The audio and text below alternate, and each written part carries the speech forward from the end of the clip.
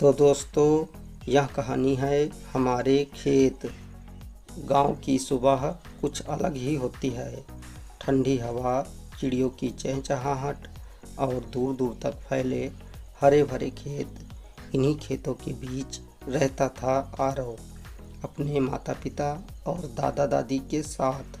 उसके पास बहुत बड़ा खेत नहीं था, लेकिन जो भी था उसमें प्यार, मेहनत और अपनापन बहुत था। आरव के दादाजी कहते थे, बेटा, ये खेत सिर्फ मिट्टी नहीं, हमारी पहचान है। यही तो हैं हमारे खेत, जो हमें खाना भी देते हैं और इज्जत भी। पर आरव का मन खेती में नहीं लगता था।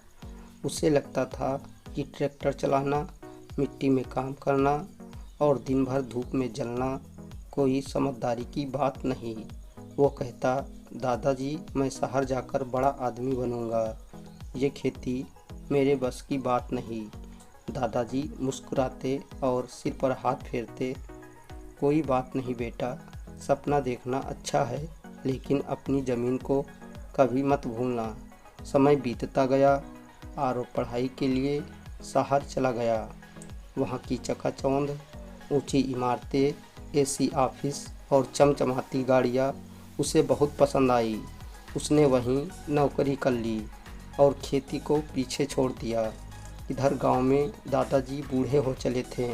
खेत की देखभाल मुश्किल हो रही थी। कभी पानी की दिक्कत, कभी खाद की और कभी मजदूर ही नहीं मिलते थे। माँ पापा भी दिन रात मेहनत करते, लेकिन फसल पहले जैसी नहीं हो रही थी। एक दिन गांव से खबर आई, दादाजी अब नहीं रहे। आरव भागकर गांव पहुंचा। घर की दहलीज पर बैठी माँ रो रही थी और खेत सुनसान पड़ा था। दादाजी की लाठी वहीं रखी थी, जहां वो अक्सर बैठकर खेत को निहारा करते थे। आरव पहली बार खेत के खालीपन को महसूस कर पाया। रात को दादाजी की डायरी हाथ लगी, जिसमें लिखा था, आरव को खेत पसंद नहीं, पर एक दिन वो समझेगा कि ये खेत ही उसकी असली जड़ है। जो मिट्टी में पसीना बहाता है, वही असली राजा होता है। वो पढ़ते पढ़ते रो पड़ा। अगली सुबह सूरज उगा तो आरव खेत पर गया। मिट्टी को हाथ में उठाया। सूंघा वही महक जो बचपन में दादाजी के साथ महसूस की थी।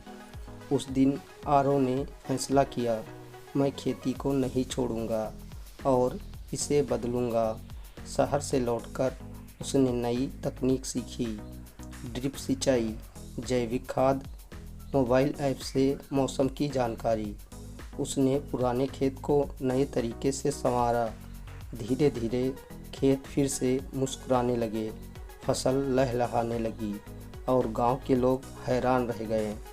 आरव अब दूसरों को भी सिखाने लगा, खेती अब पुरानी बात नहीं, ये अब सम्मान और विकास दोनों की बात है। आज आरव को लोग डिजिटल किसान कहते हैं, लेकिन जब कोई पूछता है, तुमने ये सब कैसे किया, तो वो मुस्कुराकर बस इतना कहता है, सब कुछ यहीं से शुरू हुआ था, हमारे खेत से। तो दोस्तों, इस कहानी से हमें यह सीख मिलती है कि खेत सिर्फ रोटी का जरिया नहीं, वो जुड़ाव, संघर्ष और सम्मान का प्रतीक है। जितना आगे बढ़ो, अपनी जड़ों को मत भूलो, क्योंकि वहीं से असली ताकत मिलती है। तो दोस्तों, यह कहानी आपको कैसी लगी, कमेंट करके ज़रूर बताइएगा। धन्यवाद।